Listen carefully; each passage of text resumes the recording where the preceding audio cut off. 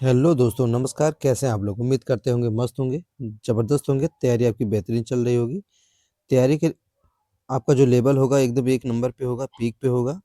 तो अब टाइम है थोड़ा-सा उस आपकी तैयारी को और अब बेहतर बनाने का और धार देने का, क्योंकि अब टाइम कम बचा है, 10 दिन का टाइम बचा है, तो उसमें अपनी तैयारी को आप बेहतर बनाइए। तो आज हम एक वीडियो के साथ उपस्थित है आपके सामने।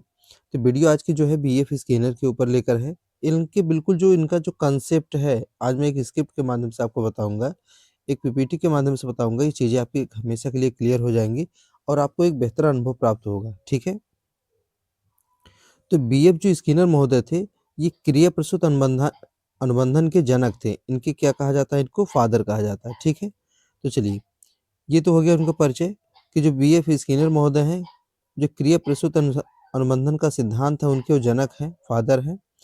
दूसरी स्लाइड्स में क्या है देखते हैं, इनका इंट्रोडक्शन देखेंगे। क्या देखेंगे? इनका इंट्रोडक्शन। इंट्रोडक्शन में क्या है? इनका पहले नाम देखेंगे, बोरहस फ्रेडरिक स्किनर, ठीक है। जीवन काल जो है ये 1904 में जन्म होता है, 1990 में इनकी मृत्यु होती है। पेशा इनका क्या है? अमेरिकी मनोवैज्ञानिक है, व्यवहारवादी लेखक हैं, आविष्कारक और सामाजिक दार्शनिक हैं ये, ठीक है। इनकी प्रसिद्धि क्या है?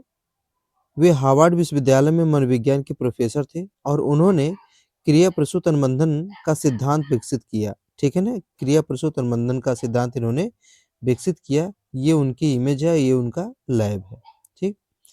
चलिए देखते हैं। हम सोचेंगे 10 से 15 मिनट में ये कंसेप्ट आपका पूरा क्लियर हो जाए। तो आ जाइए इनके सिद्धांत के ऊपर। कौन सा सिद्धांत है? क्रिया प्रसूत अनुबंधन का सिद्धांत है ये। सिद्धांत में क्या चीजें हैं कि जो क्रिया प्रसूत अनुबंधन अनुबंधन का सिद्धांत है, यह एक प्रक्रिया है। क्या है? एक प्रोसेस है। क्या है? ये प्रोसेस है जिसमें व्यवहार की शक्ति परिणामों, पुरस्कार या दंड द्वारा संशोधित की जाती है। यानी जो व्यवहार की शक्तियाँ होती हैं, उनमें 2 चीज़ें हैं। एक तो आपको पुरस्कार दिया जाएगा या दंड दिया जाए। उनके द्वारा ही उसको हम क्या करते हैं? संशोधित करते हैं, मॉडिफाइड करते हैं। क्लियर? यह स्वैच्छिक व्यवहार है, वॉलंटरी बिहेवियर है। आपकी स्वेच्छा के ऊपर है कि आप इसको करेंगे या नहीं करेंगे। इनका मुख्य विचार क्या है? कोर आइडिया क्या है?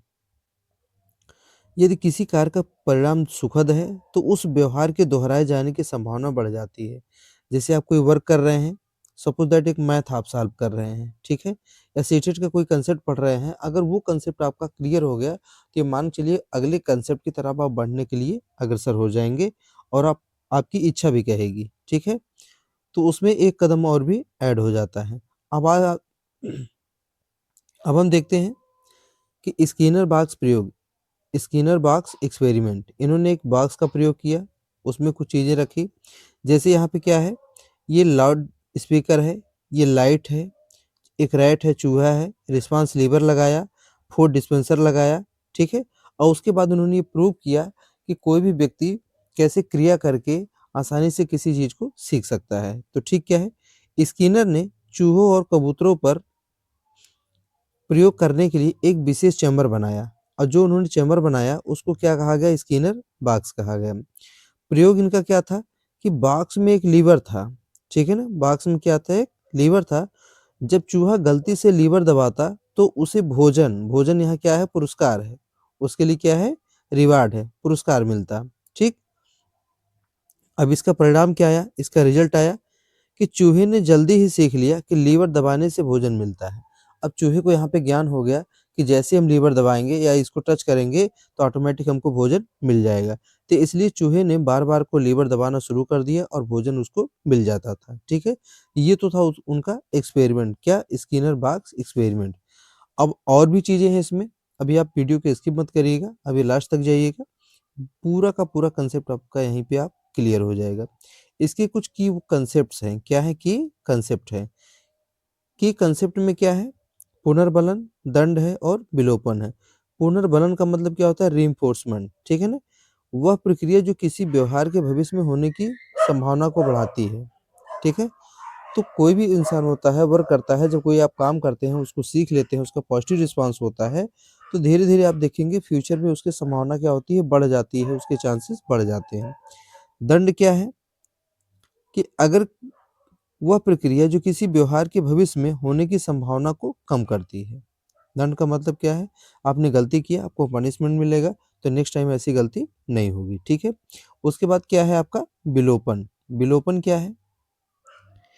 विलोपन में देखिए, जब पुनर्बल बंद हो जाता है, पुनर्बलन दैट मीन्स रीइंफोर्समेंट, तो सीखा हुआ व्यवहार धीरे धीरे गायब हो जाता है। तो कभी कभी सीटेट में एग्जाम में पूछ लिया जाता है कि सीखा हुआ व्यवहार धीरे धीरे गायब हो जाता है, ये किससे संबंधित है? तो आप फट से वहां पर आंसर करेंगे BF स्किनर से। ठीक है ना? और फिर एक क्वेश्चन आपसे पूछा जाएगा दंड को लेकर। ठीक है ना? कि अगर दंड की कंडीशन में जो व्यवहार होता है भविष्य में उसके होने की संभावना कैसी होती है, कम होती है या ज्यादा? एक क्वेश्चन यहाँ से बन जाएगा। पुनर्बलन से बन जाएगा कि अगर कोई काम कर रहे हैं कि आपको बार-बार रीइंफोर्समेंट मिल रहा है, तो भविष्य में उसकी संभावना क्या होती है? घटती है या बढ़ती है या कम होती है? तो आंसर क्या हो जाएगा? बढ़ती। तो यहाँ मैंने आपको बता दिया, लगभग 4 क्वेश्चन आपके यहीं तैयार हो गए हैं। ठीक है? तो वीडियो पूरी की पूरी किस पे है? कांसेप्ट पे है, बेस पे है। आप स्किप नहीं करना, पूरी वीडियो आपको देखना है। तो पुनर्बलन के यहाँ प्रकार बताए गए हैं। टाइप्स ऑफ रीइंफोर्समेंट कितने टाइप के होते हैं? एक होता है पॉजिटिव, दूसरा होता है नेगेटिव। पॉजिटिव का मतलब क्या है? अगर पॉजिटिव रीइंफोर्समेंट होगा तो व्यवहार के बाद सुखद जोड़ना। सुखद का मतलब क्या है? पॉजिटिव पॉजिटिव चीज़ें डेवलप होंगी। ठीक है? उसका उदाहरण क्या है? कि अच्छा काम करने पर बच्चे को चॉकलेट देना। अगर कोई भी बच्चा अच्छा काम कर रहा है तो उसको आप चॉकलेट दे रहे हैं, तो क्या है? पॉजिटिव रीइंफोर्समेंट है। अब अगर आपने उसको चॉकलेट दे दिया है, तो नेक्स्ट टाइम जब उसको आप कहेंगे बेटा एक गिलास पानी लाना या ये काम कर दो, तो वो काम करने के लिए तैयार रहेगा। ठीक है? अगर आपने चॉकलेट नहीं दिया, तो मान के चलिए नेक्स्ट टाइम कोई भी बच्चा आपका काम करने के लिए तैयार नहीं होगा। ठीक? उसके बाद देखिए, नेगेटिविटी में क्या है? कि व्यवहार के बाद कुछ अप्रिय हटाना। ठीक है ना? उदाहरण क्या है? सर दर्द होने पर दवा लेना। दर्द हटने से दवा लेने का व्यवहार मजबूत होता है। ठीक है? दर्द हटने से दवा लेने का व्यवहार मजबूत होता है। जैसे किसी की बॉडी में पेन है, उसने दवा लिया, ठीक है? दवा लेने के बाद वो पेन आपका खत्म हो गया, तो इसमें क्या है? दवा लेने का व्यवहार क्या हो गया? मजबूत हो गया, स्ट्रांग हो गया कि अगर हमको पेन होगा, दर्द होगा तो हम दवा लेंगे, तो ऑटोमेटिक वो पेन हमारा क्या हो जाएगा? दूर हो जाएगा। ठीक?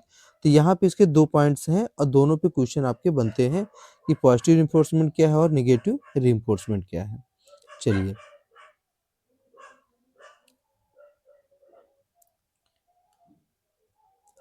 अगला क्या है? पुनर्बलन की अनुसूचियाँ, उसके कुछ शेड्यूल्स दिए गए। पुनर्बलन की क्या है? अनुसूचियाँ, उसके शेड्यूल्स दिए गए हैं। ठीक है? अनुसूची में क्या है? देखिए, एक तो अनुसूची दी है, शेड्यूल दिया है, विवरण दिया है, उसके बाद क्या दिया है? उदाहरण दिया है। तो अनुसूची में पहले है सतत। सतत का मतलब क्या होता है? हर सही व्यवहार पर इनाम देना। जितना भी बच्चा काम कर रहा है, जितनी भी बार वह सही काम कर रहा है, सही व्यवहार कर रहा है, तो उसको आप इनाम दीजिए। उदाहरण क्या है? नया पाठ सीखते समय छात्र, कोई भी बच्चा है अगर वो नया पाठ सीख रहा है, नए चैप्टर को लर्न कर रहा है, नए मेथड को लर्न कर रहा है, नए टेक्निक को सीख रहा है, तो उसको बार-बार आप क्या प्रोवाइड करेंगे? कोई न कोई इनाम प्रोवाइड करेंगे। ठीक है? मिश्रित अनुपात, मिक्स्ड रेशियो क्या है? Fixed ratio. कौन-सा है फिक्स्ड रेशियो? इनमें क्या है? सॉरी, ये निश्चित अनुपात है।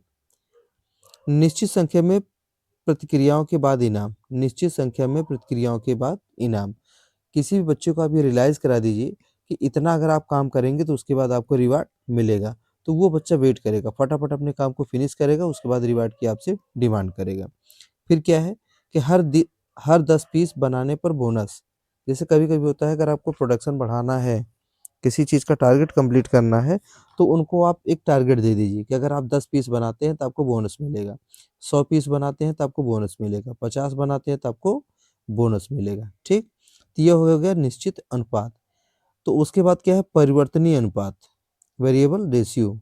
परिवर्तनीय में क्या है? अनिश्चित संख्या के बाद इनाम। सबसे शक्तिशाली होता है कि कोई संख्या डिसाइड मत करिए, ठीक है ना? संख्या डिसाइड करने से किसी की कैपेसिटी क्या होती है? उसी में लिमिटेड हो जाती है, कन्वर्ट हो जाती है, ठीक? जुआ क्या है? अब देखिए अनिश्चित क्या है? जुआ जैसे हो गया, गैम्बलिंग या लॉटरी, ये सर्टेन होता ही नहीं है कि आप जीतेंगे या हारेंगे, इसके दोनों चांसेस होते हैं। निश्चित अंतराल, निश्चित समय के बाद इनाम, निश्चित समय के बाद इनाम, ठीक है ना? और उसके बाद क्या है? मासिक वेतन, इसका उदाहरण क्या है? मासिक वेतन, ठीक है? चलिए देखते हैं और भी क्या है। अब इसका शिक्षा में योगदान क्या है? इसका कंट्रीब्यूशन क्या है? शिक्षा में योगदान क्या है? शिक्षण मशीनें, टीचिंग मशीन्स में क्या है? स्किनर ने 1950 के दशक में टीचिंग मशीन विकसित की। ठीक है, उसमें क्या है, अभिक्रमित अनुदेशन प्रोग्राम इंस्ट्रक्शन सामग्री को छोटे छोटे चरणों में तोड़ा जाता है। यानी जो प्रोग्राम इंस्ट्रक्शन होता है उसके बिल्कुल स्मॉल स्टेप्स में, छोटे छोटे चरणों में उसको क्या किया जाता है, तोड़ दिया जाता है। तत्काल फीडबैक, इसका इम्पैक्ट क्या आएगा कि बच्चों को फीडबैक जो मिलेगा वो तत्काल मिल जाएगा, तुरंत मिल जाएगा, और उसे पता चलता है कि सही है या गलत है। ठीक है ना, जैसे एग्जाम हुआ, अगर उसके बाद रिजल्ट आ गया तो पढ़ने की इच्छा होती है कि चलिए एग्जाम हुआ, रिजल्ट आ गया, चाहे वो पॉजिटिव आया ना निगेटिव आया। ठीक, और भी क्या है, यह आज के कंप्यूटर आधारित शिक्षण का आधार है। अगर कंप्यूटर बेस्ड देखेंगे जिसको हम कहते हैं सीबीटी, ठीक है ना, इसका क्या है, ये आधार है। कौन सा आपका, ये टीचिंग मशीन या क्रिया अनुबंधन का सिद्धांत। ठीक, अगली स्लाइड पे हम चलते हैं, इसका क्रिटिसिज्म देखते हैं, इसकी आलोचना देखते हैं। क्या देखते हैं, क्रिटिसिज्म, संज्ञान की उपेक्षा और स्वतंत्र इच्छा का अभाव, दो पाते हैं। संज्ञान की उपेक्षा का मतलब क्या है, आलोचकों का यह कहना है कि स्किनर ने भावनाओं और आंतरिक मानसिक प्रक्रियाओं को नजरअंदाज किया है। उन्होंने मनुष्य का केवल प्रतिक्रिया करने वाली मशीन कहा है। अगर इसकी जो क्रिटिसिज्म जो किया गया है, इसकी आलोचना जो की गई है, जो आलोचक है उन्होंने कहा गया है कि जो संज्ञान होता है, जो कॉग्निशन होता है, उसको हमने क्या किया है, छोड़ दिया गया है, उसकी उपेक्षा की गई है। ठीक है ना, मनुष्य को क्या मान लिया गया है, केवल प्रतिक्रिया करने वाली मशीन मान लिया गया है। स्वतंत्र इच्छा का अभाव, lack of free will, lack of free will. ठीक, स्किनर का मानना था कि स्वतंत्र इच्छा एक भ्रम है। उनका मानना था कि जो स्वतंत्र इच्छा होती है, फ्री विल होती है, एक भ्रम है, और हमारे पास हमारे सभी कार्य हमारे वातावरण पिछले अनुभवों द्वारा नियंत्रित होते हैं। ठीक है ना, क्या है, पिछले अनुभवों, क्या है, पिछले अनुभवों द्वारा नियंत्रित होते हैं, जो कई लोगों को अस्वीकार लगा। ये स्वतंत्र इच्छा, इसको क्या माना गया है, एक भ्रम माना गया, ओनली मिसकंसेप्ट माना गया है। ठीक, चलिए अब इसका निष्कर्ष हम देख लेते हैं। क्या है निष्कर्ष, कंक्लूजन में क्या है कि बीएफ स्किनर 20वीं सदी के सबसे प्रभावशाली मनोवैज्ञानिक में से एक थे। ठीक है ना, ये पावरफुल इफेक्टिव साइकोलॉजिस्ट थे। ठीक है, ये उनके सिद्धांत विवादास्पद थे। उन्होंने जो सिद्धांत दिया वो क्या था, विवादों में था, उस पे एक मत नहीं हो पाए लोग। लेकिन आज भी शिक्षा, चिकित्सा और पशु प्रशिक्षण में पुनर्बलन के सिद्धांतों का व्यापक रूप से प्रयोग किया जाता है। कितना भी क्रिटिसिज्म किया गया, कितना भी विवादों में रहा है, आज भी इसकी जो प्रासंगिकता है वो बहुत ही ज़्यादा है। किसमें है, जैसे शिक्षा में, एजुकेशन में है, चिकित्सा में है। ठीक है, पशु प्रशिक्षण में पुनर्बलन के जो सिद्धांत हैं उसको बहुत ज़्यादा यूज किया जाता है, उसका उपयोग किया जाता है। तो बस आज की वीडियो में बस इतना ही। लगभग मैंने क्या किया, 13 से 14 मिनट में कंसेप्ट को कंप्लीट कर लिया है। अगर वीडियो आपको अच्छी लगे, कंसेप्ट आपके क्लियर हुए हैं, स्लाइड्स आपको समझ में आई हो, तो चैनल को आप लाइक करिएगा। अगर नए हैं तो एक बार सब्सक्राइब ज़रूर करिएगा, ताकि हमारी हर वीडियो की नोटिफिकेशन आपको टाइम से मिलती रहे। आज की क्लास में बस इतना ही। धन्यवाद, आपका दिन शुभ हो।